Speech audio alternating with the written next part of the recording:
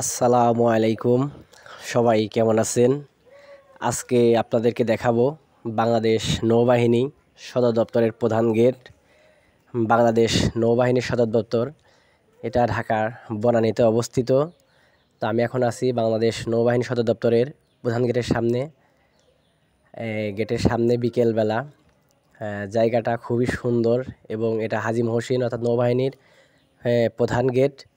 আর গেটের সামনে খুব সুন্দর একটা ঝর্ণার তৈরি করেছে, এটা খুবই সুন্দর এবং খুবই ভালো লাগে।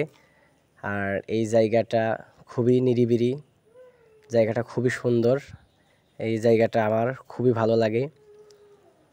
যারা এই ভিডিওটা আমার পেজ থেকে দেখতেছেন তারা পেজটাকে ফলো দিবেন, আর যারা ইউটিউব চ্যানেল থেকে দেখতেছেন চ্যানেলটা সাবস্ক্রাইব করে দিবেন।